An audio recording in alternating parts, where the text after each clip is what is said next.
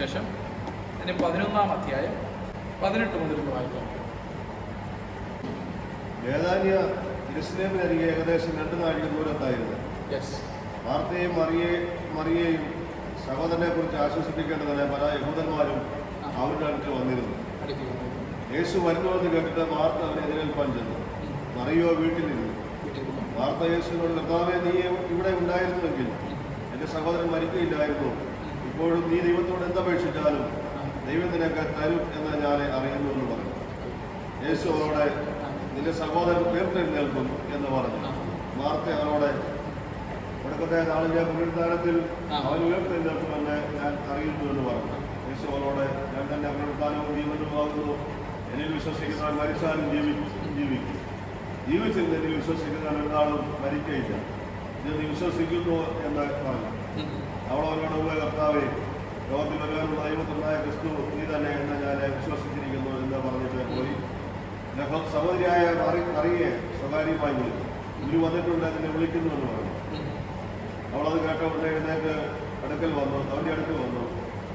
യേശു അതുവരെ ഗ്രാമത്തിൽ കിടക്കാതെ മാർത്ത അവനെ എതിരേറ്റ സ്ഥലത്ത് തന്നെയായിരുന്നു. വീട്ടിൽ അവനോടുകൂടെ ഇരുന്ന അവളെ ആശ്വസിപ്പിച്ചിരിക്കുന്ന യഹൂദന്മാർ മറിയ വേഗം എഴുന്നേറ്റ് പോകുന്നത് കണ്ടിട്ട് അവൾ കല്ലറയ്ക്കൽ കർമാൻ പോകുന്നു എന്ന് വിചാരിച്ച് പിൻചെന്നു. യേശു ഇരിക്കുന്നിടത്ത് മറിയ എത്തി അവനെ കണ്ടിട്ട് അവൻ്റെ കാൽക്കൽ വീണു. കർത്താവേ, നീ ഇവിടെ ഉണ്ടായിരുന്നെങ്കിൽ എൻ്റെ സഹോദരൻ മരിക്കില്ലായിരുന്നു എന്ന് പറഞ്ഞു. അവൾ കരയുന്നതും അവളോടുകൂടെ വന്ന യഹൂദന്മാർ കരയുന്നതും യേശു കണ്ടിട്ട് ഉള്ളം നിന്ന് കലങ്ങി അവനെ വെച്ചത് എവിടെ എന്ന് ചോദിച്ചു. വന്നു കാണുക എന്ന് അവർ അവനോട് പറഞ്ഞു. യേശു കണ്ണുനീർ വാർത്തു. അങ്ങനെ അതിലെ യഹൂദന്മാർ കണ്ടു അവനോട് എത്ര പ്രിയമുണ്ടായിരുന്നു എന്ന് പറഞ്ഞു. ചിലരുടെ കണ്ണു തുറന്ന ഇവനെ മരിക്കാതിരിക്കുവാൻ കഴിഞ്ഞില്ലയോ എന്ന് മരിക്കാതാക്കുവാൻ കഴിഞ്ഞില്ലയോ എന്ന് പറഞ്ഞു. യേശുവിനെ ഉള്ളം നിന്ന് കല്ലറക്കിലെത്തി. ഗുഹയായിരുന്നു. ഒരു കല്ല് വന്നതിൽ വെച്ചിരുന്നു. കല്ല് നീക്കൂലെന്ന് പറഞ്ഞു. മരിച്ചവനെ സഹോദരിയായ മാർത്ത, കർത്താവേ, നാറ്റം വെച്ച് തുടങ്ങി 4 ദിവസമായല്ലോ എന്ന് പറഞ്ഞു. യേശു അവിടെ വിശ്വസിച്ചാൽ ദൈവത്തിന്റെ മഹത്വം കാണുമെന്ന് ഞാൻ നിന്നോട് പറഞ്ഞില്ലയോ എന്ന് പറഞ്ഞു. നമുക്കെല്ലാവർക്കും സുപരിചിതമായിട്ടുള്ളൊരു വേദഭാഗമാണ്. പ്രത്യേകിച്ച് ഒത്തിരി ദൈവദാസന്മാർ പ്രസംഗിച്ച് നമ്മുടെ ഇതിലുണ്ട്. പ്രത്യേകിച്ച് ക്രിസ്ത്യാനിറ്റി എന്ന് പറയുമ്പോൾ തന്നെ എല്ലാവരും അതിശക്തമായിട്ട് എടുക്കുന്ന ഒരു വിഷയമാണ് ലാസറിൻ്റെ ഉയർപ്പ്. ഇല്ലേ? കർത്താവ് മറ്റ് ചിലരെ ഉയർപ്പിച്ചത് നമ്മൾ വേദഭാഗങ്ങളിൽ വായിക്കുകയും മനസ്സിലാക്കുകയും ചെയ്തിട്ടുണ്ട്. എങ്കിൽ പോലും ലാസറിൻ്റെ ഉയർപ്പിന് ഭയങ്കര പ്രത്യേകതയുണ്ട്. അല്ലേ? അതാണ് ഒരു ഉയർപ്പായിട്ട്. മറ്റ് 2 ഉയർപ്പുകളെ പറ്റി പറയുന്നുണ്ടെങ്കിലും അത് അത്രയ്ക്ക് അങ്ങോട്ട് എന്ത് ചെയ്യുന്നില്ല, പറയുന്നുണ്ട്, നമ്മൾ പ്രസംഗിക്കുന്നുണ്ടെങ്കിൽ പോലും ഇതിനൊരു വലിയ പ്രാധാന്യമുണ്ട്.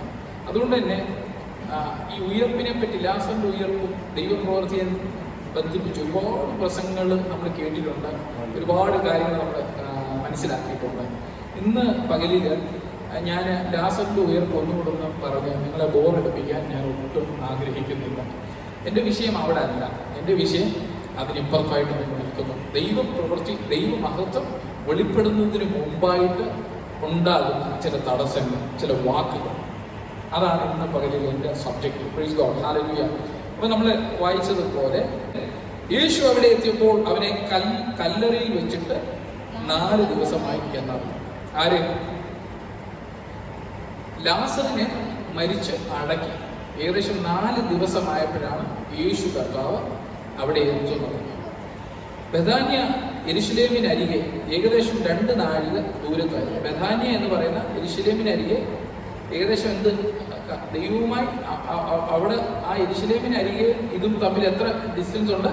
2 നാഴിക. 2 നാഴിക എന്ന് പറയുമ്പോൾ എനിക്ക് നാഴികയുടെ അങ്ങോട്ട് കറക്റ്റ് അറിയത്തില്ല. മണിക്കൂറാണ് ഉദ്ദേശിക്കുന്നത്, അല്ല? ആണോ? മണിക്കൂറുകളായിരിക്കും ഉദ്ദേശിക്കുന്നില്ലേ? 2 മണിക്കൂറിൻ്റെ വ്യത്യാസമുണ്ട്. 2 മണിക്കൂർ എടുക്കും ഇവിടെ വരെ എത്താൻ വേണ്ടി. യെരുശലേമിൽ നിന്ന് ഇവിടെ ഈ ബഥാനിയയിലെത്താൻ വേണ്ടി. മാർത്തയും മറിയയും സഹോദരനെ കുറിച്ച് ആശ്വസിപ്പിക്കേണ്ടതിന് പല യഹൂദന്മാരും അവിടെ അടുക്കൽ വന്നിരുന്നു. അപ്പം ഒരു മരണ വീടാണ്. അപ്പോൾ പ്രത്യേകിച്ച് ഒരു ചെറുപ്പക്കാരൻ മരിച്ചുപോയി. നമുക്കറിയാം, ഒരു സഹോദരൻ, 2 സഹോദരിമാരെന്ന് പറയുമ്പോൾ അത് മാത്രമേ നമ്മളവിടെ കാണുന്നുള്ളൂ, അല്ലേ? അപ്പം അവരുടെ ഏക ആശ്രയമായിട്ടുള്ളൊരു മനുഷ്യനാണ് മരിച്ചു പോയിരിക്കുന്നത്. അപ്പം പലവിധ ഭാരങ്ങളും പ്രയാസങ്ങളും ഒക്കെ കാണാം. 2 സഹോദരിമാർ മാത്രം ഒറ്റയ്ക്ക് നിൽക്കുന്നു. സഹോദരൻ എന്ത് ചെയ്തു? മരിച്ചു പോയി. ഇനി പ്രത്യേകത എന്താണ്? ഈ മരിച്ചുപോയ ആളും ഈ സഹോദരങ്ങളും ആരുടെ ഏറ്റവും വേണ്ടപ്പെട്ട ആളാണ്? ദൈവത്തിന്, യേശുവിന് ഏറ്റവും വേണ്ടപ്പെട്ട ആളുമാണ് മരിച്ചുപോയത്. Praise God. ദൈവത്തിന് ഏറ്റവും വേണ്ടപ്പെട്ട ആളുടെ വീട്ടിലാണ് ഇപ്പോൾ എന്ത് നിൽക്കുന്നത്? മരണം നിൽക്കുന്നത്, അല്ലെങ്കിൽ ഒരു വേദന നിലനിൽക്കുന്നത്, പ്രയാസം നിലനിൽക്കുന്നത്. നമ്മളൊക്കെ പലപ്പോഴും നമ്മൾ ഭാരപ്പെടുകയും പ്രയാസപ്പെടുകയും ചെയ്യുന്നുണ്ട്.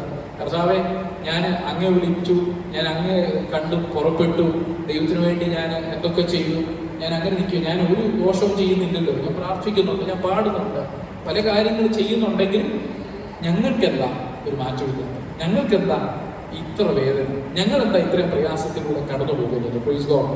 ഞങ്ങളുടെ ജീവിതത്തിൽ ഇങ്ങനൊരു ഞങ്ങൾ ഒന്നാമത്തെ പ്രയാസത്തിൽ അതിലൂടെ നമുക്ക് ഇങ്ങനൊരു വേദനയും പലപ്പോഴും നമ്മുടെ ജീവിതത്തിൽ ഇങ്ങനെയുള്ള അവസ്ഥയിലൂടെ ഒക്കെ നമ്മൾ കടന്നു പോകാറുണ്ട്. അപ്പം അന്ന് പറഞ്ഞതുപോലെ വലിയൊരു വേദനയ്ക്കകത്തൂടെ ഈ സഹോദരിമാർ കടന്നു പോകുന്നു. സ്വാഭാവികമായിട്ട് അവിടെയുള്ള നാട്ടുകാരൊക്കെ വന്ന് പല കാര്യങ്ങളൊക്കെ പറഞ്ഞ് അവരെ ഇങ്ങനെ ആശ്വസിപ്പിക്കുക ആ വേദനയുടെ നടുവിൽ. നമ്മൾ ഞാൻ നിങ്ങളുടെ ശ്രദ്ധയെ ഞാൻ അങ്ങോട്ട് കൊണ്ടുവരിക, ആ ഭവനത്തിലേക്ക് ഞാൻ വിളിച്ചോണ്ട് വരിക. അപ്പോൾ ലാസറിന്റെ ഭവനത്തിൽ ഏകദേശം മരിച്ചിട്ട് 4 ദിവസം. ഈ 4 ദിവസങ്ങൾ കൊണ്ട് ഇവരെന്തൊക്കെ ചിന്തിച്ചാണ്? ഇവരുടെ ബാല്യകാലങ്ങൾ ചിന്തിച്ചിട്ടുണ്ട്, ഇവർ കൂടെ ഉണ്ടായിരുന്ന നിമിഷങ്ങളെ പറ്റി ചിന്തിച്ചിട്ടുണ്ട്, ആകുലതകൾ, ഒരുപാട് പ്രയാസങ്ങൾ, ഒത്തിരി നെഗറ്റീവ്സ് തളം കെട്ടി നിൽക്കുന്ന ഒരു സാഹചര്യമാണ്, അല്ലേ? ഒരുപാട് നെഗറ്റീവ്സ് അവിടെ.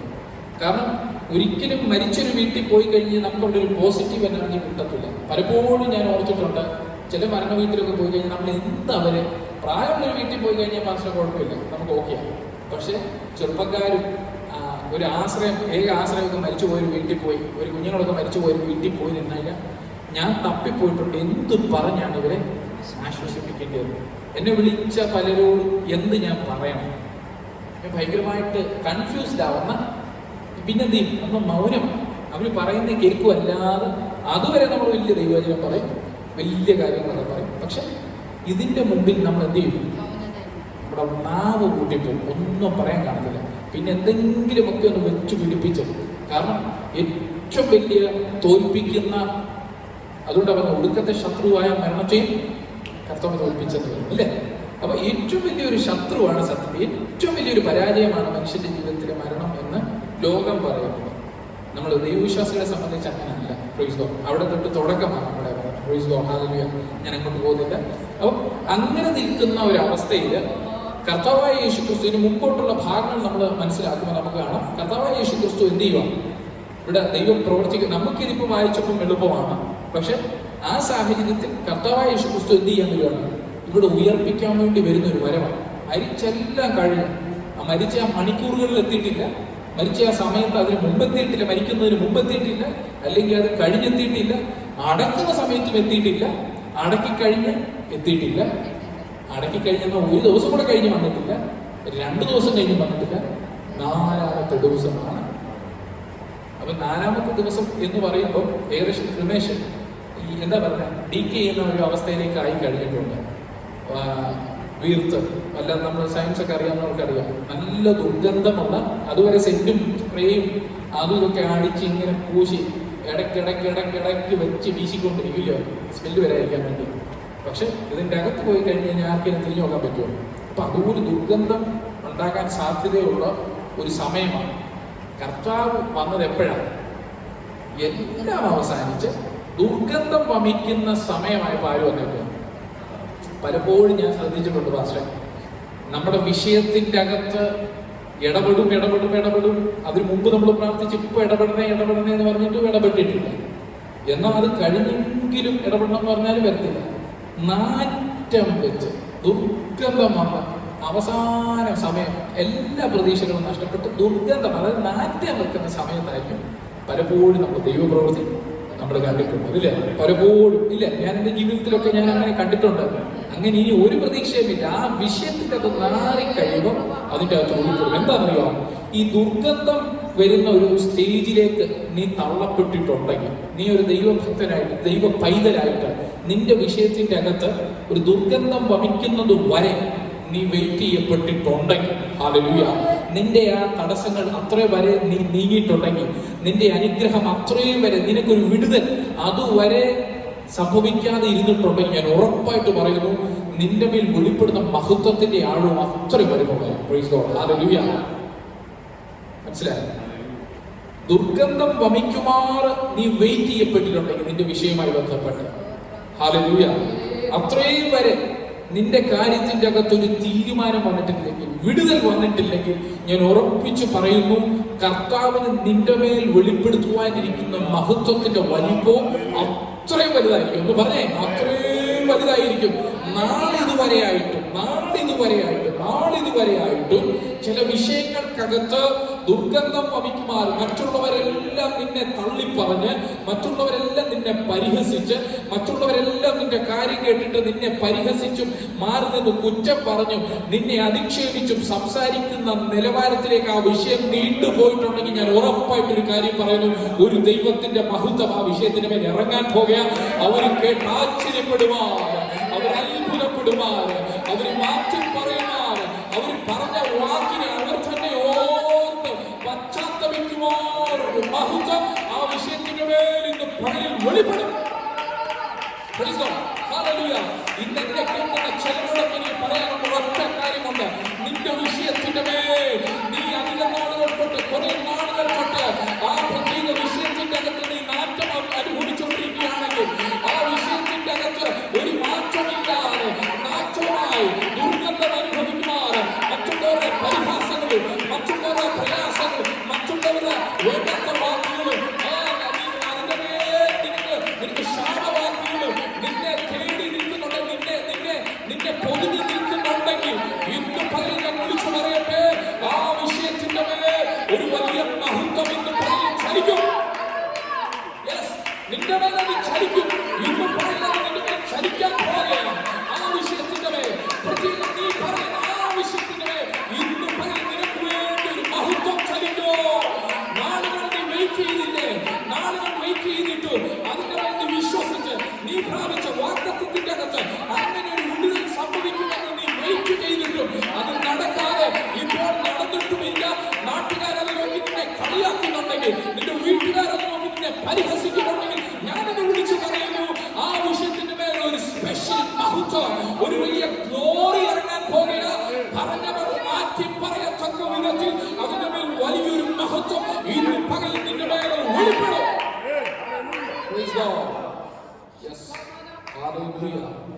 വലിയൊരു മഹത്വം അതിന്റെ മേൽ വെളിപ്പെടും. ഒന്ന് പറഞ്ഞേ, ആ വിഷയത്തിന്റെ മേൽ വലിയൊരു മഹത്വം വെളിപ്പെടും. എന്റെ വിഷയത്തിൽ നിന്ന് ഞാൻ ഇനിയും ദീർഘിപ്പിക്കുന്നില്ല, അടുത്ത കാര്യത്തിലേക്ക് ചാടിപ്പോകട്ടെ. അപ്പോ മാർത്തയും മറിയയും എന്ത് ചെയ്യുക? സഹോദരനെ കുറിച്ച് ആശ്വസിപ്പിക്കേണ്ട പല യഹൂദന്മാരും അവരുടെ അടുക്കൽ വന്നിരുന്നു. യേശു വരുന്നു എന്ന് കേട്ടിട്ട് മാർത്ത അവനെ എതിരേൽപ്പാൻ ചെന്നു, മറിയോ വീട്ടിലിരുന്നു. എന്റെ വിഷയം ഇവിടെ ആവാസോളം വന്നു. യേശു വരുന്നു എന്ന് കേട്ടപ്പോ ആദ്യം ഓടിപ്പോകുന്നത് ആരാണ്? മാർത്ത. Praise God. മാർത്തയും മറിയയും ഒരുമിച്ചിരുന്ന സഹോദരനെ ഓർത്ത് കരയുന്നു, വിഷമിക്കുന്നു. പക്ഷെ യേശു വരുന്നു എന്ന് കേട്ട പാട് ആദ്യം ഓടിപ്പോയിക്കുന്ന ആരാണെന്ന് അറിയാം? പലപ്പോഴും ഇങ്ങനെ അല്ലേ? Praise God. പലപ്പോഴും ചിലര് കർത്താവിനെ ഒന്ന് കണ്ടാൽ മതി, കർത്താവിന്റെ സ്വരം ഒന്ന് കേട്ട, ചർച്ചകളിലായിക്കോട്ടെ, ഇതുപോലെ ചില മാർത്തമാരുണ്ട്. യേശു വരുന്നു എന്ന് കേട്ടപ്പോഴെന്ത് ചെയ്യുക? ഓടിപ്പോയി. ഹല്ലേലൂയ. ഞാൻ മുമ്പോട്ടൊന്ന് വായിച്ചോട്ടെ, ഞാൻ എന്നിട്ട് ആ വിഷയത്തിലേക്ക് വരാം.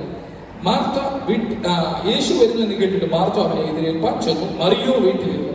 മാർത്ത യേശുവിനോട്, കർത്താവേ, നീ ഇവിടെ ഉണ്ടായിരുന്നു എങ്കിൽ എന്റെ സഹോദരൻ മരിക്കയില്ലായിരുന്നു. ഇപ്പോഴും നീ ദൈവത്തോട് എന്ത് അപേക്ഷിച്ചാലും ദൈവം നിനക്ക് തരും എന്ന് ഞാൻ അറിയുന്നു എന്ന് പറഞ്ഞു. മാർത്തയുടെ വിശ്വാസം ഒന്ന് ശ്രദ്ധിക്കണമേ. മാർത്ത കർത്താവ് വരുന്നു എന്ന് കേട്ടുള്ളൂ, രണ്ടുപേരും ഇരുന്നു. പക്ഷെ ഓടിച്ചെന്നാരെ? മാർത്തയാണ്. മാർത്ത അത് കേട്ടപ്പോഴേ ഓടിച്ചെല്ലുക. ചെന്നിട്ട് യേശുവിനെ കണ്ടപ്പോ ചെന്നിട്ട് പറഞ്ഞു, എന്തു പറയാൻ? മാർത്ത യേശുവിനോട്, കർത്താവേ, നീ ഇവിടെ ഉണ്ടായിരുന്നെങ്കിൽ. അപ്പൊ മാർത്തയ്ക്ക് വിശ്വാസമുണ്ട്. രോഗികളെ സൗഖ്യമാക്കുന്ന യേശുവിൽ നല്ല വിശ്വാസം മാർത്തയ്ക്കുണ്ട്. രോഗത്തിനെ സൗഖ്യമാക്കുന്ന യേശുവിൽ ഭയങ്കര വിശ്വാസം മാർത്തയ്ക്ക്. നീ ഇവിടെ ഉണ്ടായിരുന്നെങ്കിൽ എന്ത് ചെയ്തില്ലായിരുന്നു?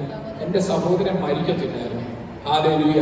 എന്നിട്ട് അടുത്ത വാക്കാണ് എന്നെ കൂടുതൽ സന്തോഷിപ്പിച്ചത്. എന്താണ്? ഇപ്പോഴും നീ ദൈവത്തോട് എന്തപേക്ഷിച്ചാലും, അടുത്ത ശ്രദ്ധിച്ചോണം, ഇപ്പോഴും നീ ദൈവത്തോട് എന്തപേക്ഷിച്ചാലും ദൈവം നിനക്ക് തരും എന്ന് ഞാൻ അറിയുന്നു എന്ന് പറഞ്ഞു. ഇപ്പോഴും നീ ഇങ്ങനെ ആദ്യത്തെ വാക്യം വന്ന, നീ ഇവിടെ ഉണ്ടായിരുന്നെങ്കിൽ എന്റെ സഹോദരൻ മരിക്കത്തില്ലായിരുന്നു. ഇപ്പോഴും ഞാൻ വിശ്വസിക്കുന്നു നീ ദൈവത്തിനോട് എന്തപേക്ഷിച്ചാൽ. അതിന്റെ അർത്ഥം എന്തുവാ? അപ്പം അതിനർത്ഥം എന്തുവാ?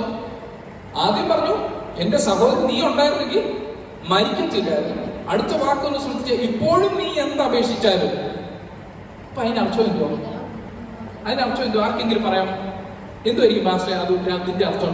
ഇപ്പോഴും നീ എന്തപേക്ഷിച്ചാലും ദൈവം പ്രവർത്തിക്കുമെന്ന് ഞാൻ അറിയുന്നു എന്ന് പറയണമെങ്കിൽ സിസ്റ്റർ എന്തുമായിരിക്കാം അതിന്റെ ഒരു അർത്ഥം? എന്തെങ്കിലും പിടികിട്ടിയോ? മോഹത്തിൽ പറയാനുണ്ടോ? എന്തുമായിരിക്കും അതിന്റെ അർത്ഥം? പറഞ്ഞതിന്റെ അർത്ഥം സിമ്പിളാ, വിശ്വാസമുണ്ട്.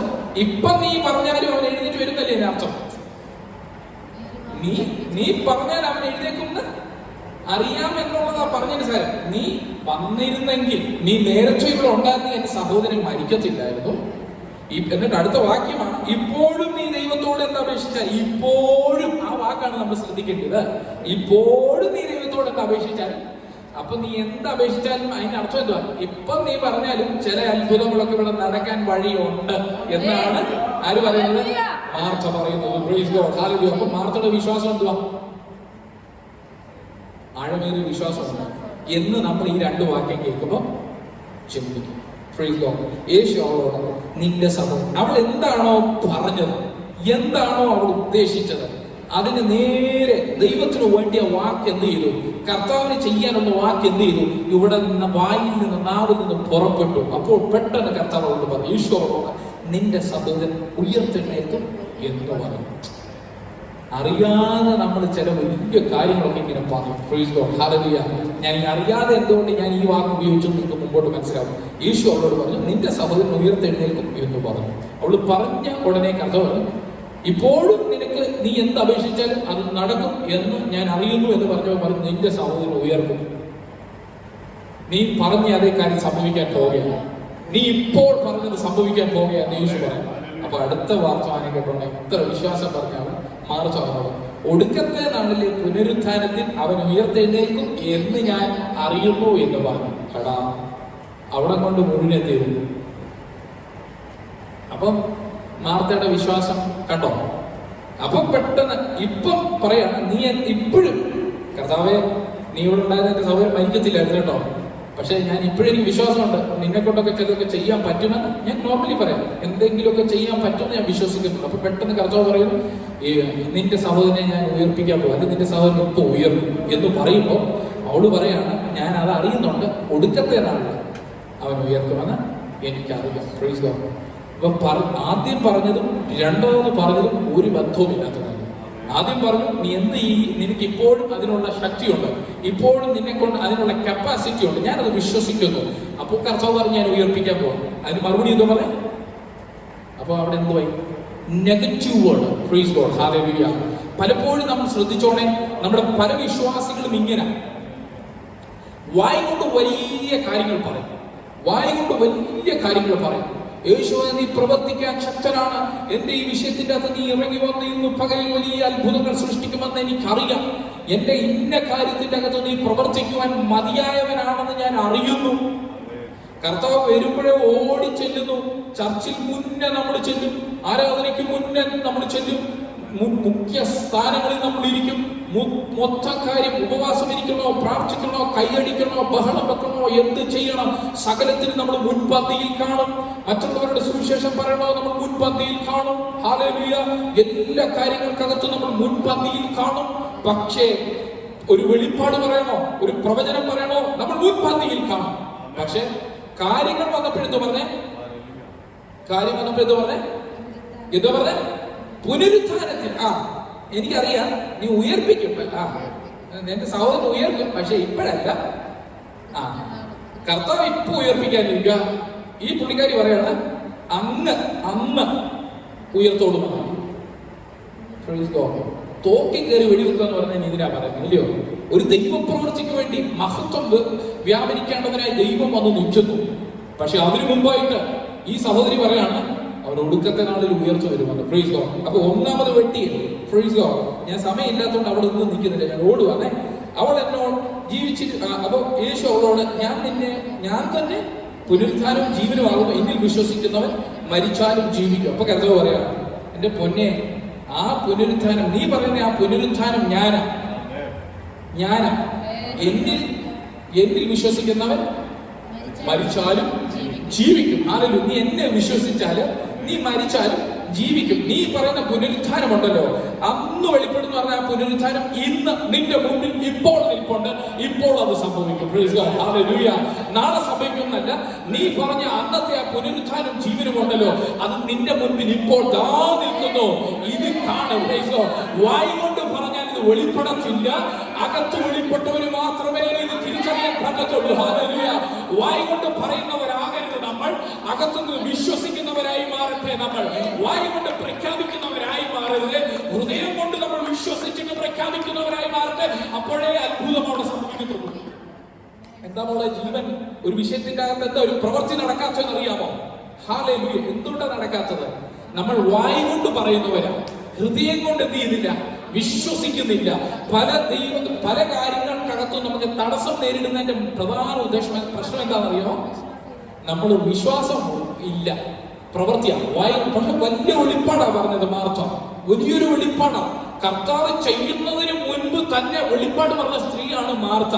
പക്ഷേ അത്ഭുതം ചെയ്യാൻ പോയപ്പോ എന്ത് ചെയ്തു? അതിന് വിരോധമായിട്ടുള്ള വാക്കും പറഞ്ഞു. Price God. ഹല്ലേലൂയ. എന്തുകൊണ്ടാണ് അത് പറഞ്ഞത്? മുമ്പേ പറഞ്ഞത് അറിവിൽ നിന്ന് പറഞ്ഞു വെച്ചു. ദൈവം ചെയ്ത ചില പ്രവൃത്തികൾ കണ്ടിട്ട് അറിവിൽ നിന്ന് പറഞ്ഞു. അറിവിൽ നിന്ന് പറയുന്നതിന്റെ പ്രശ്നം എന്നാണെന്ന് അറിയാമോ?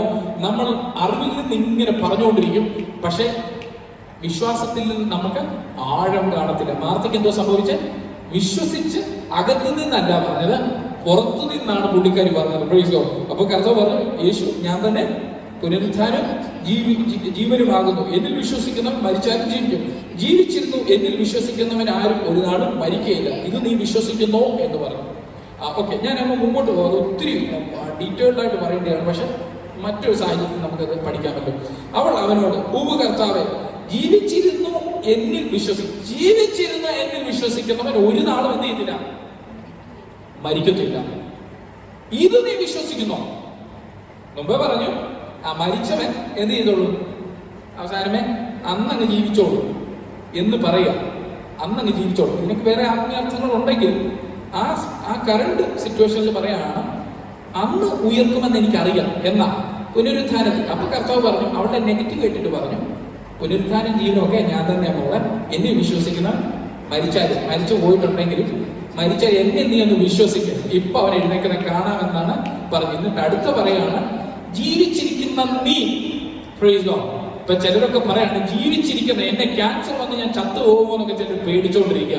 ഇന്ന രോഗം, ചിലർക്ക് അകാരണമായ ഭയമാണ്. അയ്യോ ഇവിടെ ഒരു വേദന, കിഡ്നിക്ക് പ്രശ്നമാണോ, ലിവർ സിറോസിന്റെ വല്ല ആരംഭമാണോ, എനിക്ക് ഭയങ്കര തലവേദന, വല്ല ബ്രെയിൻ ട്യൂമർ ആണോ, എന്റെ ശ്വാസകോശത്തിന്റെ അകത്ത്, അയ്യോ വയറിന്റെ അകത്ത് ഭയങ്കര ഗ്യാസ്, അൾസർ വല്ലതുമാണോ.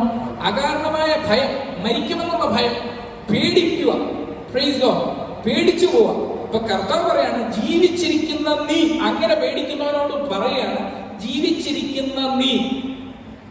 വായിച്ചു. അവൾ അവനോട്, ജീവിച്ചിരുന്നു എന്നിൽ വിശ്വസിക്കുന്നവനാരും, അതായത് ജീവിക്കുന്ന നീ, ജീവിച്ചിരുന്ന് കർത്താവ് വിശ്വസിക്കുന്ന നീ എന്ത് ചെയ്തില്ല, ക്യാൻസർ വന്ന് ചാവുമെന്ന് നീ പേടിക്കരുത്. Praise God. രോഗം വന്ന് തീർന്നു പോയാ നീ എന്ന് നീ പേടിക്കരുത്. ഞാൻ എന്തുകൊണ്ടാ പറയുന്നറിയോ? ചിലർ പറയാം എനിക്ക് പോകുമ്പോൾ ആക്സിഡന്റ് ഉണ്ടാവുമോ എന്നൊക്കെ പേടിയാണ്. ആവശ്യമില്ലാതെ പേടിക്കുക. നിനക്ക് അങ്ങനെ വന്ന് നീ തീർന്നു പോകാനാണെന്ന് നീ പേടിക്കരുത്. അങ്ങനെ ചിന്തിപ്പിക്കുന്നുണ്ടെങ്കിൽ അത് പിശാചാ, ദുരാത്മാവാ. ഇന്ന് പകൽ അങ്ങനെ ശാസിക്കപ്പെടേണ്ടിയിരിക്കുന്നു. Praise God. നിനക്ക് ഇന്ന രോഗം, ഇവിടെ വന്ന വേദന, ഇവിടെ വന്നു കഴിഞ്ഞാൽ ഇന്ന രോഗം, ഇത് വിളിച്ചു പറയും. അപ്പൊ കർത്താവ് പറയാണ്, നീ യേശുവിൽ വിശ്വസിക്കുന്നവനാണോ, നീ യേശുവിൽ വിശ്വസിക്കുന്നവളാണോ? ഹല്ലേലൂയ. ഇന്ന് പകലിൽ നീ മരിക്കാൻ വേണ്ടിയല്ല, നീ ജീവിക്കാൻ വേണ്ടി എന്റെ അടുത്ത് നിൽക്കുന്നത്. എന്റെ സന്നിധി നീ ആയിരിക്കുന്നുവോ? ഹല്ലേലൂയ. നീ എന്നിൽ വിശ്വസിക്കുന്നത്, നീ മരിക്കത്തില്ല, നീ ജീവിക്കും. ഹല്ലേലൂയ. കാരണം എന്താ? നിന്റെ അകത്ത് ഞാൻ വസിക്കുന്നത് കൊണ്ട് മരണത്തിന് നിന്നെ കീഴടക്കുവാൻ കഴിയത്തില്ല. എന്നെ കേൾക്കുന്ന പ്രിയപ്പെട്ടവരെ ഞാൻ വിളിച്ച് നിങ്ങളോട് പറയുന്നു, ഹല്ലേലൂയ, നീ മരിക്കത്തില്ല, നീ ജീവിക്കും. നീ യേശു വിശ്വസിച്ചാൽ മതി, എന്ത് ചെയ്യും? നീ മരിക്കത്തില്ല, നീ ജീവിക്കും. Price God. അപ്പൊ പറയാണ്, അവൾ അവനോട്, ജീവിച്ചിരുന്ന എന്നിൽ വിശ്വസിക്കുന്നവനാരും ഒരു നാളും മരിക്കുകയില്ല. ഇത് നീ വിശ്വസിക്കുന്നു എന്നും ഇതെങ്കിലും നീ വിശ്വസിക്കുന്നു. അപ്പൊ പറഞ്ഞു, അവൾ അവനോട് ഊവ് കർത്താവ്, എല്ലാം ഊവ, വെറുതെയാണ്. അവൾ അവനോട് ഊവ് കർത്താവ്, ലോകത്തിൽ വരുവാനുള്ള ദൈവപുത്രനായ ക്രിസ്തു നീ തന്നെ എന്ന് ഞാൻ വിശ്വസിച്ചിരിക്കുന്നു എന്ന് പറഞ്ഞു. ലോകത്തിൽ വരുവാനുള്ള ദൈവപുത്രനായ ക്രിസ്തു നീ തന്നെ എന്ന് വലിയ കാര്യങ്ങളൊക്കെയാ പറയുന്നത്. പ്രൈസ് ഗോഡ് എന്ന് വിശ്വസിക്കുന്നു. ഇത് പറഞ്ഞിട്ട് വിശ്വസിച്ചിരിക്കുന്നു എന്ന് പറഞ്ഞിട്ട് ഞാൻ ഓടുക കേട്ടോ, സമയമില്ലാത്ത പെട്ടെന്ന് എടുത്തു. പോയി തന്റെ സഹോദരിയായ മറിയെ സ്വകാര്യമായി വിളിച്ചു. ഗുരു വന്നിട്ടുണ്ട്, നിന്നെ വിളിക്കുന്നു എന്ന് പറഞ്ഞു. തന്റെ സഹോദരിയായ മറിയ എന്ത് ചെയ്തു? ഈ മറിയ ഏതാണെന്ന് അറിയാമോ? ഈ മറിയ കർത്താവിന്റെ പാദം നല്ല തൈലമൊക്കെ പൊട്ടിച്ച്, സുഗന്ധ തൈലം പൊട്ടിച്ച് കഴുകി മുടി കൊണ്ട് ഒഴിച്ച് കഴുകിയിട്ട് ആ മുടി കൊണ്ട് തുവർത്തിയ സ്ത്രീയാണ് ഈ. എന്തുമാത്രം സ്നേഹം ആ സ്ത്രീക്ക് ദൈവത്തിനോടുണ്ട്, ഇല്ലേ? ഹല്ലേലൂയ. ഈ ആക്ട് ചെയ്ത മാർത്തയെക്കാട്ടിലും, മാർത്തയ്ക്ക് സ്നേഹമില്ലെന്നല്ല ഞാൻ പറയുന്നത്, പ്രകടനങ്ങൾക്ക് കൂടുതൽ താല്പര്യമുള്ള ഒരു സഹോദരിയാണ് മാർത്ത. പക്ഷെ മറിയെ സംബന്ധിച്ച് ഹൃദയത്തിന്റെ അകത്ത ഈ സ്നേഹം കിടക്കുന്നത്. തന്റെ വിലയേറിയ ആ തൈലം പൊട്ടിച്ച് കഴുകി മുടി കൊണ്ട് തുവർത്തി. യഹൂദ സ്ത്രീകളെയൊക്കെ സംബന്ധിച്ച് മുടിയെന്നൊക്കെ പറഞ്ഞാൽ പ്രധാനപ്പെട്ട, അതൊക്കെ വേറെ ദിവസങ്ങളിൽ നമുക്ക് എടുക്കാം ക്ലാസ്സുകൾ. പ്രധാനപ്പെട്ട ഒരു ഘടകമാണ് അവരുടെ മുടി എന്ന് പറയുന്നത്. അത് മുടി പിന്നുന്നതും അതിലൊക്കെ കുറെ പല കാര്യങ്ങളുണ്ട്. നമുക്കത് പിന്നാലെ നമുക്കത് കേൾക്കാം. അപ്പൊ അത്രയ്ക്ക് പ്രിയപ്പെട്ട ആ മുടി കൊണ്ടത് തനിക്ക് ഏറ്റവും വിലപ്പെട്ട തൈലം, തന്റെ ഏറ്റവും വിലപ്പെട്ട ആകർഷണീയമായിട്ടുള്ള സൗന്ദര്യത്തിന്റെ ഏറ്റവും ഇതായിട്ട് ഘടകമായിട്ട് സൂക്ഷിക്കുന്ന ആ മുടി വെച്ച് എന്ത് ചെയ്യാം? കർത്താവിന് ഒന്ന് അവർ കഴിയിലൂടാം, കർത്താവിന്റെ പാദങ്ങളും, അതായത് കാലിലൊഴിച്ച് കഴുകി തുവർത്തി ഒഴിക്കും. അത്രയ്ക്ക് എന്ത് ചെയ്യാം? ദൈവത്തിനോടുള്ള ആഴമായ സ്നേഹം അവിടെ പ്രദർശിപ്പിക്കപ്പെടുന്നുണ്ട്. അപ്പം ആ സ്ത്രീയാണ് ഈ മറിയ. Price God. അപ്പൊ ഈ മറിയ എന്ത് ചെയ്യുക? ആ മറിയോട് എന്ന് പറഞ്ഞു, ഗുരു വന്നിട്ടുണ്ട്. അപ്പൊ ഇതുവരെയായിട്ട് ഇവിടെ എന്ത് ചെയ്തില്ല? ഇത് കേട്ടിട്ടില്ല. അവള് കേട്ടിട്ടില്ല. കർത്താവ് നിന്നെ എന്ത് ചെയ്യുന്നുണ്ട്? ഗുരു വന്നിട്ടുണ്ട്, നിന്നെ വിളിക്കുന്നു എന്ന് പറഞ്ഞു. അടുത്ത വാക്യമാണ് ശ്രദ്ധിക്കേണ്ടത്. അവൾ കേട്ട ഉടനെ എഴുന്നേറ്റ് അവന്റെ അടുക്കൽ വന്നു. ഗുരു വന്നിട്ടുണ്ട്, അവൻ നിന്നെ വിളിക്കുന്നു എന്ന് പറഞ്ഞു. വിളിക്കുന്നിടം വരെ എന്ത് ചെയ്യുക? ഇരിക്കുക. Praise God. വിളിക്കുന്നിടം വരെ എന്ത് ചെയ്യുക? നമ്മൾ ചില കാര്യങ്ങൾ ഇവിടെ പ്രശ്നം കേട്ടോ. നമ്മൾ വിളിക്കുന്നതിന് മുൻപ് എഴുന്നേറ്റ് ചില കാര്യങ്ങളൊക്കെ ചെയ്യാൻ വേണ്ടി ചെല്ലും. ഹല്ലേലൂയ. നമ്മളെ ക്ഷണിക്കാത്തടത്തൊക്കെ നമ്മൾ ഓടിപ്പോയി ചില കാര്യങ്ങളൊക്കെ ചെയ്യാൻ പോകും. നമുക്ക് ഒരു നിയോഗമില്ലാത്തടത്ത് കയറി ചെന്ന് പ്രാർത്ഥിക്കാനൊന്നും കയറി പോകരുത് കേട്ടോ. Praise God. പലപ്പോഴും ചില കാര്യങ്ങൾക്കകത്ത് ദൈവപ്രവൃത്തി എന്തുകൊണ്ടാണ് തടസ്സപ്പെടുന്നതെന്ന് അറിയാം? നിയോഗമില്ലാതെ ചില മേഖലയിൽ പോയി കൈവെക്കാൻ വേണ്ടി പോകും. മാർത്ത പോയതുപോലെ കേട്ട ഉടനെ ചാടി അങ്ങ് പോവുക. മറിയ എന്ത് ചെയ്തു? അവിടെ തന്നെ ഇരുന്നു. ഗുരു വിളിക്കുന്നു എന്ന് പറഞ്ഞപ്പോൾ എന്ത് ചെയ്തു? ആ കോളിന് വേണ്ടി അവൾ വെയിറ്റ് ചെയ്തിരിക്കുക. അപ്പൊ കോളിന് വേണ്ടി വെയിറ്റ് ചെയ്യുന്നവർക്ക് വേണ്ടി എന്ത് വെളിപ്പെടും? ഒരു സ്പെഷ്യൽ ദൈവത്തിന്റെ ഒരു വലിയൊരു അടുത്ത് എന്താ വെളിപ്പെടുന്നത് ഞാൻ പറഞ്ഞുതരാം. അവൾ കേട്ട ഉടനെ എഴുന്നേറ്റ് അവന്റെ അടുക്കൽ വന്നു. എന്റെ പ്രധാനപ്പെട്ട എന്റെ പ്രസംഗ വിഷയം ഇതാണ്. യേശു അതുവരെ ഗ്രാമത്തിൽ കടക്കാതെ മാർത്ത അവനെ എതിരേറ്റ സ്ഥലത്ത് തന്നെയായിരുന്നു. അതുവരെ എന്ത് ചെയ്തിട്ടില്ല? ആ ഗ്രാമത്തിൽ കയറിയിട്ടില്ല. അവിടെ തന്നെ നിൽക്കും. എവിടെ? ആ നിൽക്കുന്ന സ്ഥലത്ത് തന്നെ നിന്നു. അകത്തോട്ട് ഒരു ചോറ് പോലും വെച്ചില്ല. മാർത്ത എവിടെ ചെന്നേക്കണേ? ഈ ഗ്രാമത്തിൽ കയറുന്നതിന് മുമ്പ് പോയി ആരും നിന്നു? മാർത്ത നിന്നു. പക്ഷെ മാർത്ത ചെന്നെങ്കിലും ആരും വന്നില്ല. യേശു വന്നില്ല. Praise God. എന്റെ പ്രധാനപ്പെട്ട വിഷയം ഇവിടെ നിൽക്കുന്നു കേട്ടോ. മാർത്തയും മറിയയും കർത്താവിന് വേണ്ടപ്പെട്ട സഹോദരിമാരാണ്. എങ്കിലും മാർത്ത വന്നിട്ട് പോലും കർത്താവ് എന്ത് ചെയ്തില്ല? വന്നില്ല. വായു കൊണ്ട് ഉപരിവിപ്ലവം നടത്തുന്നതും വായു കൊണ്ട് വലിയ വർത്തമാനവും വമ്പും പറഞ്ഞാലും പുറമേയുള്ള പ്രകടനങ്ങൾ കാണിച്ചാൽ കർത്താവ് വരുമെന്ന് ആരും വിചാരിക്കരുത് കേട്ടോ. Price God. ഹല്ലേലൂയ. ഹൃദയത്തിന്റെ അകത്തു നിന്ന് വിശ്വസിക്കുന്നവരും ഹൃദയത്തിന്റെ അകത്തുനിന്ന് ദൈവത്തെ സ്നേഹിക്കുന്നവർക്ക് വേണ്ടി മാത്രമേ ദൈവപ്രവൃത്തി വെളിപ്പെടുത്തുള്ളൂ. ഹല്ലേലൂയ. നിങ്ങൾ ഇന്ന് പകലിൽ കുറിച്ചിട്ടാട്ടെ. ഹല്ലേലൂയ.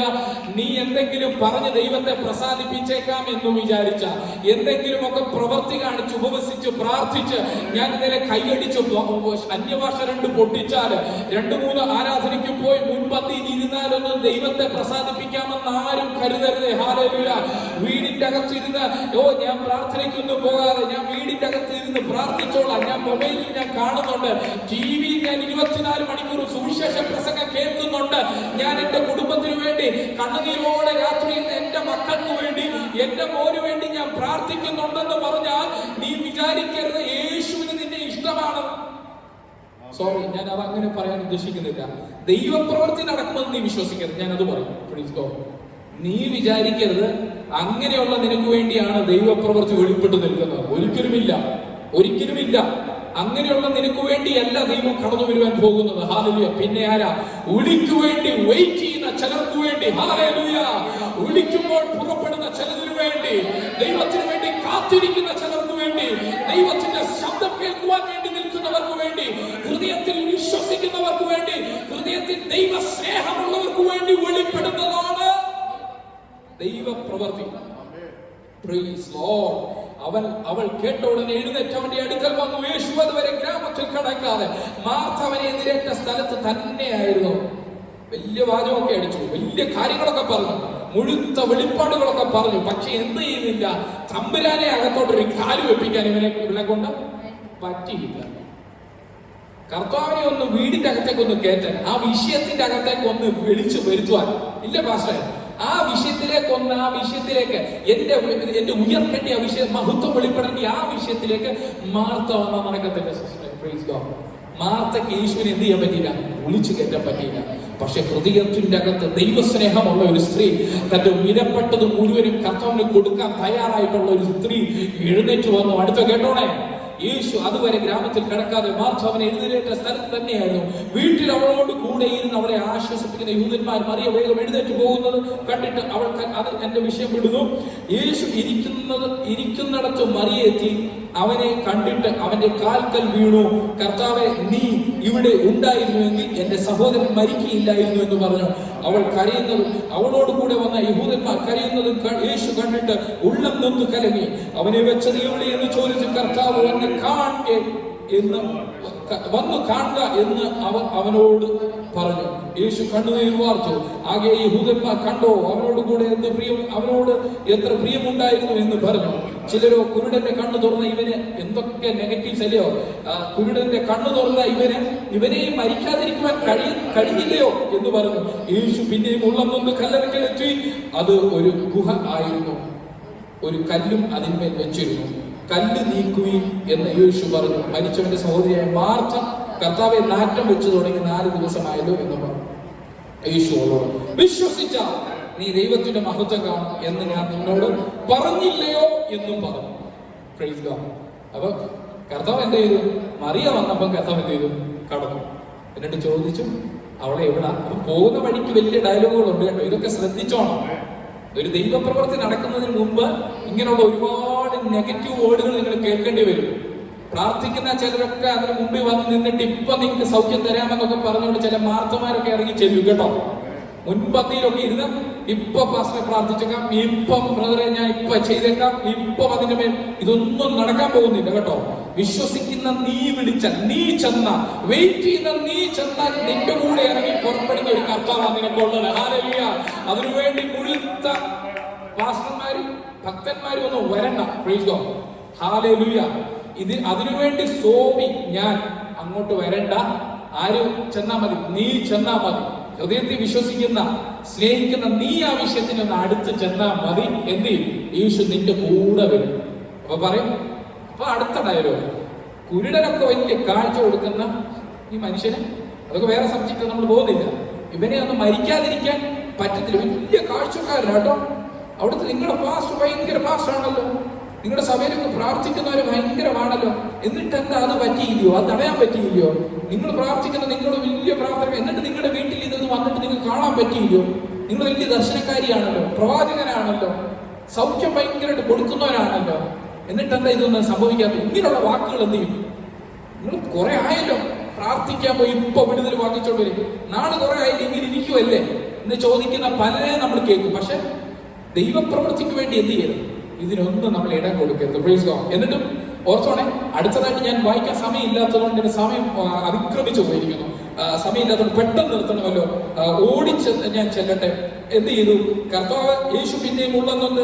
യേശു അതിൻ്റെ ഇടയിലൊക്കെ കരയുന്നുണ്ട്. ഇവരുടെ ആ കരച്ചിൽ കണ്ടിട്ട് യേശുവിന് സഹിക്കാൻ പറ്റുന്നില്ല. സത്യത്തിൽ സൗഖ്യമാക്കാനും ഉയർത്തിക്കാനൊക്കെയാണ് പറഞ്ഞേക്കുന്നത്. പക്ഷെ എന്ത് ചെയ്യും? ഇവരുടെ സങ്കടം കണ്ടപ്പോൾ ഇല്ലേ, നമ്മുടെ കുഞ്ഞുങ്ങളൊക്കെ കരച്ചിൽ കാണുമ്പോൾ നമ്മൾ അവർക്ക് കൊടുക്കാനാ വെച്ചേക്കുന്നെങ്കിൽ അവരുടെ ആ ഒരു കണ്ണുനീര് കാണുമ്പോൾ നമുക്കും നോവില്ലേ, നമുക്കും ഹൃദയം വേദനിക്കും. നമ്മൾ അവര് വാശി പിടിച്ച് കരയുന്ന ഒരു കാര്യത്തിലായിരിക്കും, അല്ലെ ഒരു പ്രത്യേക വിഷയത്തിൽ അവർ കരയുവാണെന്നിരിക്കട്ടെ. അപ്പം നമുക്ക് വിഷമം തോന്നും അവരുടെ കരച്ചിൽ കാണുമ്പോൾ. നമുക്കത് സാധിപ്പിച്ചു കൊടുക്കാനുള്ള കപ്പാസിറ്റി ഉണ്ടെങ്കിലും നമ്മൾ അന്നേരം ചെയ്തില്ലെങ്കിൽ പോലും അവരുടെ കരച്ചിൽ കണ്ണുനീര് കാണുമ്പോൾ നമുക്കും കരച്ചിൽ വരും. പോട്ടെ. അപ്പൊ യേശു കർത്താവിന് എന്ത് ചെയ്തു? അതൊക്കെ അടുത്ത സബ്ജക്റ്റായിട്ട് ഞാൻ അതിനെയും അങ്ങോട്ട് നീക്കി വെക്കുന്നു. യേശു പറഞ്ഞു ഒരു കല്ല് അതിന്മേൽ വെച്ചിരുന്നു. അപ്പൊ യേശു പറഞ്ഞു, കല്ല് നീക്കുവീൻ എന്ന് യേശു പറഞ്ഞു. മരിച്ചവന്റെ സഹോദരിയായ മാർത്ത കണ്ടു. എവിടെ ദൈവപ്രവൃത്തി ഉണ്ടെങ്കിലും ഇങ്ങനെ കുറെ മാർത്തമാരുണ്ട്. കല്ലു നീക്കുവീൻ എന്ന് യേശു പറഞ്ഞു. മരിച്ചവന്റെ സഹോദരിയായ മാർത്ത, കർത്താവേ, നാറ്റം വെച്ചു തുടങ്ങി, 4 ദിവസമായല്ലോ എന്ന് പറഞ്ഞു. ഞാൻ ചോദിക്കുന്ന എന്റെ വാർത്തയല്ലേ, കർത്താവ് ഇത് ആദ്യമേ കേട്ടില്ലയോ? 4 ദിവസമായെന്ന് കർത്താവിനെ അറിയത്തില്ലേ? ഇല്ലേ? ഇനി ഒരു സ്വാഭാവിക മനുഷ്യന് പോലും അറിയാം 4 ദിവസമായ ബോഡി അകത്തുണ്ട്. ആ കല്ല് നീക്കിയാൽ എന്ത് ചെയ്യും? നാറ്റം വരുമെന്ന് അറിയാം. പക്ഷെ പിന്നെ എന്ത് ചെയ്യുക? യേശുവിനെ കയറി പഠിപ്പിക്കാൻ കയറുക. കർത്താവേ, മരിച്ചു 4 ദിവസമായി കേട്ടോ, 4 ദിവസമായി. ഇപ്പൊ നാറ്റമൊക്കെ വെച്ച് തുടങ്ങിയിട്ടുണ്ട്. മഹത്വം വെളിപ്പെടാൻ വേണ്ടി ഇരിക്കുക. ദൈവത്തിന്റെ അത്ഭുത വീര്യപ്രവൃത്തികൾ നടക്കാൻ പോവുകയാണ്. ദൈവം ചില വലിയ പ്രവൃത്തികൾ ചെയ്യാൻ പോവുകയാണ്. അതിന്റെ നടുവിലും എന്ത് ചെയ്യുക? Negative word. ആര് നെഗറ്റീവ് വേർഡ് പറയും? വീടിന്റെ അകത്ത് മഹത്വം വെളിപ്പെടേണ്ട ഭവനത്തിന്റെ അകത്തു നിന്ന് തന്നെ എന്ത് വെളിപ്പെടുന്നു? നെഗറ്റീവ് വെളിപ്പെടുന്നു. മഹത്വം വെളിപ്പെടേണ്ട നിന്റെ വീടിന്റെ അകത്തു നിന്ന് തന്നെ ചില എതിർപ്പുകൾ പൊങ്ങി വരുന്നു. മഹത്വം വെളിപ്പെടേണ്ട നിന്റെ മേൽ തന്നെ വീടിന്റെ അകത്തു നിന്ന് തന്നെ ചില എതിരുകൾ. പ്രാർത്ഥിക്കേണ്ടിയ ഇല്ലേ, നമുക്ക് വേണ്ടി പ്രാർത്ഥിക്കേണ്ടിയ, നമുക്ക് വേണ്ടി ഇടിവിൽ നിൽക്കേണ്ടിയ നമ്മുടെ ചർച്ചിന്റെ അകത്തു നിന്ന് തന്നെ എന്ത് ചെയ്യും? നമ്മുടെ വിഷയത്തിനോട് എതിർപ്പുകൾ പൊങ്ങി വരും. ഒരു കാര്യം മനസ്സിലാക്കണമേ, നമ്മളുടെ വിഷയത്തിന്റെ മേലൊരു വിടുതൽ നമ്മൾ ആഗ്രഹിക്കുന്നുവെങ്കിൽ, പ്രാർത്ഥിക്കുന്നുവെങ്കിൽ, അതിൻ്റെ അകത്ത് ദൈവം തരാമെന്ന് പറഞ്ഞിട്ടുണ്ടെങ്കിൽ, ഒരു വാഗ്ദത്തം നമ്മൾ ചെയ്തിട്ടുണ്ടെങ്കിൽ, ഉറപ്പായിട്ട് ഞാൻ വിളിച്ചു പറയുന്നു, ആദ്യം എതിർപ്പ് വരുന്ന ഭവനത്തിന്റെ അകത്ത് നിന്ന്. Price hallelujah. നീ ഒരു വാഗ്ദത്തം നീ പ്രാപിച്ചു, നിനക്കിപ്പോ തരുമെന്ന് ദൈവം നിന്റെ അകത്ത് പ്രകാശിപ്പിച്ചു. നിനക്കൊരു വിശ്വാസം തന്നു, നിനക്കൊരു ഫെയ്ത്ത് തന്നു. നിനക്ക് ഇന്ന സമയത്ത് ദൈവം അത് ചെയ്തു തരും, സാധിപ്പിച്ചു തരും എന്ന് പറയുമ്പോൾ നീ ഇത് ഉറക്കെ പ്രസ്താവിക്കുമ്പോൾ കേട്ട് നിൽക്കുന്ന, നിന്റെ കൂടെ നിൽക്കുന്ന, നിന്റെ കയ്യിൽ പിടിച്ചു നിൽക്കുന്ന, നിന്റെ ചാര നിൽക്കുന്ന, നിന്നെ അതുവരെ ബലപ്പെടുത്തിക്കൊണ്ടിരിക്കുന്ന അതേ സഹോദരി നിന്നോട് പറയും, നടക്കാൻ ബുദ്ധിമുട്ടാണ്, നീ വേറെ വല്ല പരിപാടി നോക്കിക്കോളാം. ഇല്ലേ? ഹല്ലേലൂയ. അടുത്ത പരിപാടി നീ നോക്കിക്കോ, നടക്കത്തില്ല. Praise God.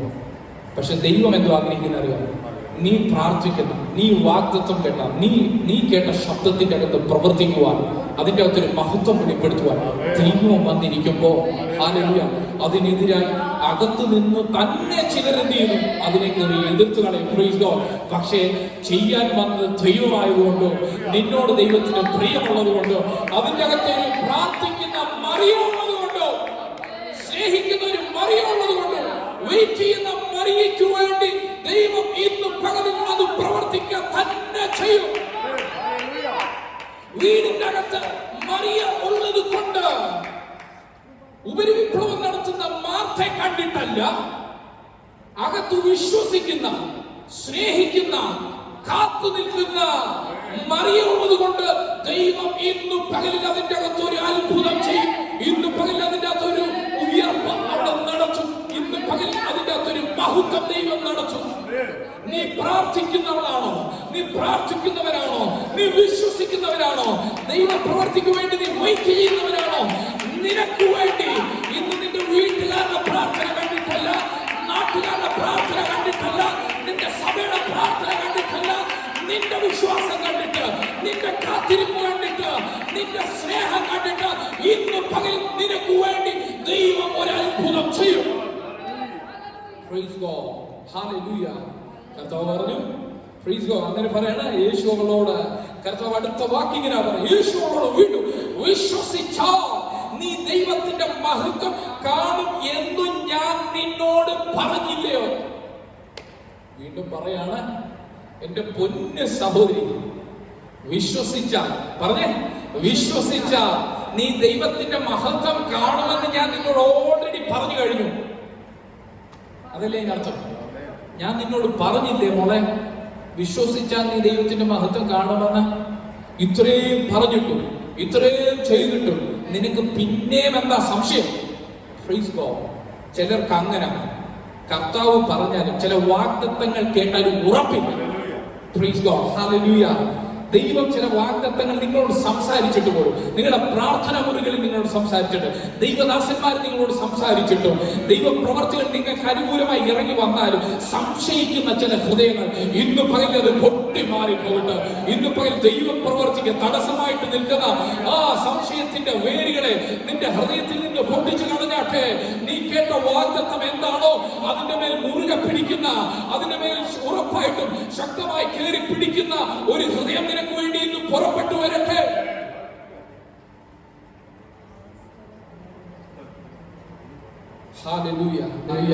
യേശു അവളോട് വിശ്വസിച്ചാൽ നീ ദൈവത്തിന്റെ മഹത്വം കാണുമെന്ന് ഞാൻ നിന്നോട് പറഞ്ഞില്ലയോ എന്ന് പറഞ്ഞ വാക്കി ഉയർത്തുന്നത് വരെ ജസ്റ്റ് വായിച്ചു. അവൻ കല്ല് നീക്കി യേശു മേലോട്ട് നോക്കി, പിതാവേ, നീ എന്റെ അപേക്ഷ കേട്ടതിനാൽ ഞാൻ നിന്നെ വാഴ്ത്തുന്നു. നീ എപ്പോഴും എന്റെ അപേക്ഷ കേൾക്കുന്നു എന്ന് ഞാൻ അറിഞ്ഞിരിക്കുന്നു. എങ്കിലും നീ എന്നെ അയച്ചു എന്നും ചുറ്റും നിൽക്കുന്ന പുരുഷാർ വിശ്വസിക്കേണ്ടതിന് അവരുടെ നിമിത്തം ഞാൻ പറയുന്നു എന്ന് പറഞ്ഞു. ഇങ്ങനെ പറഞ്ഞിട്ട് അവൻ ലാസറെ പുറത്തു വരിക എന്ന് ഉറക്കെ വിളിച്ചു. മരിച്ചവൻ പുറത്തു വന്നു. അവന്റെ കാലും കൈയും ശീല കൊണ്ട് കെട്ടി മുഖം റൂമാല് കൊണ്ട് മൂടിയും ഇരുന്നു.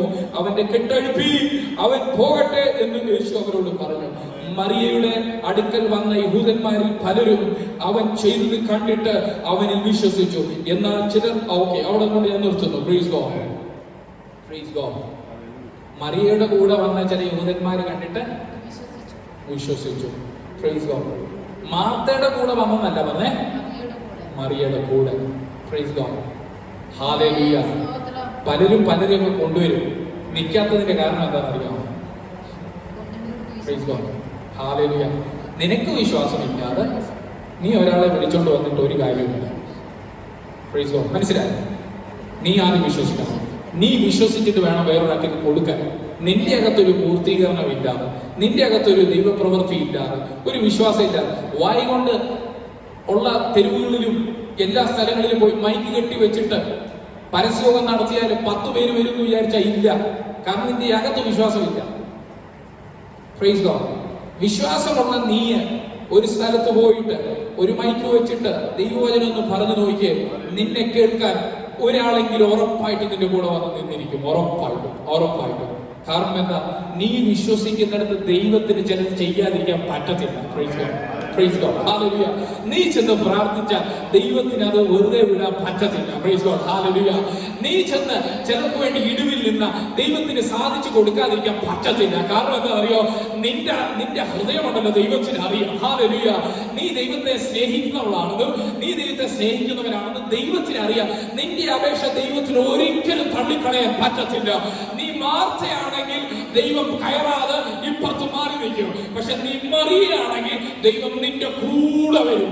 ഏത് വിഷയത്തിന്റെ നടുവിലും, ഏത് നാറ്റം വെച്ച വിഷയത്തിന്റെ നടുവിലും, ഏത് സംഭവിക്കത്തില്ല അസാധ്യമായ വിഷയത്തിന്റെ നടുവിലും നീ വിശ്വസിക്കുന്നവരാണോ? നീ കാത്തു നിൽക്കുന്നവരാണോ? ആ നാറ്റം വെച്ച വിഷയത്തിന്റെ അകത്ത് തമ്പുരാനിടപെട്ട് ഇന്ന് പകലിൽ നിന്റെ ഒപ്പം നിന്റെ കൂടെ വരും. ഹല്ലേലൂയ. ഞാൻ പറഞ്ഞ സമയത്തിനും പരിധി കടന്ന് അപ്പുറം പോയിരിക്കുന്നു. ഹല്ലേലൂയ. പക്ഷെ ഇന്ന് പകലിൽ എന്നെ വിശ്വസിക്കുന്ന എൻ്റെ പ്രിയപ്പെട്ടവരോട് ഞാൻ പറയട്ടെ, ഇന്ന് പകലിൽ മാർത്തയുടെ വിശ്വാസമാണോ നമുക്ക് വേണ്ടത്? മറിയയുടെ വിശ്വാസമാണോ വേണ്ടത്? മാർത്ത ഭയങ്കര കാര്യങ്ങൾ പറഞ്ഞില്ലേ, ഭയങ്കര വെളിപ്പാടുകൾ പറഞ്ഞില്ലേ, യേശുവിനെ എതിരേൽപ്പാൻ ഓടി ചെന്നവളല്ലേ? പക്ഷെ ഹൃദയം അറിയാവുന്ന ഒരു കർത്താവ് ആർക്കു വേണ്ടി ചെല്ലും? മറിയയ്ക്ക് വേണ്ടി ചെല്ലും. ഇന്ന് പകലിൽ നമ്മുടെ പുറമേയുള്ള എല്ലാ പ്രവൃത്തികളും ഇന്ന് പകലിൽ മാറട്ടെ. കണ്ണുകളെ അടയ്ക്കാൻ നമുക്ക് പ്രാർത്ഥിക്കാം. ഹല്ലേലൂയ. പുറമേയുള്ള എല്ലാ പ്രകടനങ്ങളും നമ്മൾ മാറ്റിവെച്ചിട്ട്, പുറമേയുള്ള എല്ലാ ചൽപ്പനങ്ങളും മാറ്റിവെച്ചിട്ട്, പുറമേയുള്ള എല്ലാ പെർഫോമൻസുകളും മാറ്റിവെച്ചിട്ട് ഇന്ന് മറിയെ പോലെ കാത്തുനിന്ന് ദൈവത്തെ സ്നേഹിക്കുന്ന ഒരു ഹൃദയമുള്ളവരായി നാം മാറട്ടെ. കർത്താവിന് വേണ്ടി പ്രവർത്തിക്കുവാൻ പാകമായിട്ടുള്ള ഒരു ഹൃദയത്തിന്റെ അവകാശിയായി നാം മാറട്ടെ. ഇന്ന് പകലിൽ പ്രാർത്ഥിച്ചാട്ടെ. പരിശുദ്ധാത്മാവേ, എന്നെ ഉപരിവിപ്ലവത്തിന് വേണ്ടി വിടരുതപ്പ. എന്റെ അകത്ത് ഒരു ദൈവത്തിനോടുള്ള ആഴമായ വിശ്വാസം കൊണ്ട് എന്നെ നിറയ്ക്കണമെന്ന് പ്രാർത്ഥിച്ചാട്ടെ. എനിക്ക് ഇന്ന് പകലിൽ ചില വിഷയങ്ങളെ നീ എന്റെ കൂടെ അപ്പ ഇറങ്ങി വരണമേ അപ്പ. ഇന്ന വിഷയങ്ങൾ എന്റെ മുൻപിലുണ്ട്, ഇന്ന പ്രശ്നങ്ങൾ എന്റെ മുൻപിലുണ്ട്. എന്റെ അപ്പ, ഞാൻ അങ്ങോട്ട് വരുന്നപ്പ. എന്റെ ഹൃദയത്തിന്റെ വിശാലതയുമായി, ഹൃദയത്തിലുള്ള സ്നേഹവുമായി ഞാൻ അങ്ങോട്ട് അടുത്തു വരുന്നപ്പ. ഇന്ന് എന്റെ കൂടെ ഇറങ്ങി വന്ന് ആ വിഷയത്തിന്റെ മേൽ വലിയൊരു പരിഹാരം നൽകണമേ എന്ന് ഞാൻ പ്രാർത്ഥിക്കുന്നു. എന്നെ തന്നെ ഞാൻ സമർപ്പിക്കുന്നപ്പ. ഇന്ന് പകൽ അതിന്മേൽ പ്രവർത്തിക്കട്ടെ. ഇന്ന് പകൽ ഇതിന്റെ മേൽ അത്ഭുതം നടക്കട്ടെ. എന്നെ കാണുന്ന എന്റെ പ്രിയപ്പെട്ടവരെ, നിന്റെ വിഷയത്തിന്റെ മേൽ, നിന്റെ പ്രയാസത്തിന്റെ മേൽ ഇന്ന് പകൽ യേശു ഇറങ്ങി വരിക. യേശു ഇറങ്ങി വരുക. കാൽവരി കുരിശിൽ നിനക്ക് വേണ്ടി സകലതും ചെയ്ത യേശു ആ പൂർത്തീകരണ പ്രവൃത്തിയിലുള്ളത് മുഴുവനും നിന്റെ ജീവിതത്തിലേക്ക്, നിന്റെ ഭവനത്തിലേക്ക്, നിന്റെ കുടുംബത്തിലേക്ക്, നിന്നിലേക്ക് വെളിപ്പെടുത്തുവോ. അവൻ നിന്റെ കൂടെ നിന്റെ വീട്ടിലേക്ക് ഇറങ്ങി വരുക. ഇന്ന് വിശ്വസിച്ചാട്ടെ. നിനക്ക് വേണ്ടി വലിയ അത്ഭുതത്തിന്റെ ഇന്ന് പകരാകുകയാണ്. ഇന്ന് പകലിൽ ഹല്ലേലൂയ. ഇന്നത് സംഭവിക്കുകയാണ്. ഇന്നത് സംഭവിക്കുകയാണ്. ഇന്ന് അത്ഭുതം നിന്റെ വീട്ടിൽ തുടങ്ങുവാൻ പോകുകയാണ്. ഇന്ന് പകലിൽ നീ പ്രാർത്ഥിക്കുന്ന വിഷയത്തിന്റെ മേൽ ഒരു അത്ഭുതം ഇറങ്ങുവാൻ പോകുകയാണ്. നാടുകളായി പ്രാർത്ഥിക്കുന്ന, നീ വെയിറ്റ് ചെയ്യുന്ന വിഷയത്തിന്റെ മേൽ അസാധ്യമായ ചില കരത്തിന്റെ പ്രവൃത്തി നീ കാണുവാൻ പോകുകയാണ്. നാട്ടം വെച്ചിരിക്കുന്ന ആ വിഷയത്തിന്റെ മേൽ അത്ഭുതത്തിന്റെ ജീവൻ വെളിപ്പെടുവാൻ പോകുകയാണ്. ഞങ്ങളെ തന്നെ താഴ്ത്തി ഏൽപ്പിക്കുന്നപ്പ. ഞങ്ങൾ ഓരോരുത്തരെയും തിരുക്കരങ്ങളിലേക്ക് ഏൽപ്പിക്കുന്നപ്പ. ദൈവകൃപയിൽ ഞങ്ങളെ മറയ്ക്കണമേ. ഞങ്ങൾ കേൾക്കപ്പെട്ട ആ വിഷയം പോലെ തന്നെ കർത്താവേ, ആഴമേറിയ വിശ്വാസം കൊണ്ട് ഞങ്ങളെ നിറച്ചാട്ടെ. ആഴമേറിയ വിശ്വാസം കൊണ്ട് ഞങ്ങളെ നിറച്ചാട്ടെ. ദൈവം ഞങ്ങളെ അങ്ങനെ തന്നെ കർത്താവെ നിറച്ചതിനായി നന്ദി പറയുന്നു. പ്രാർത്ഥനയുള്ളത് കൊണ്ട് ഞങ്ങൾ നന്ദി പറഞ്ഞു. യേശുവിന്റെ നാമത്തിൽ തന്നെ.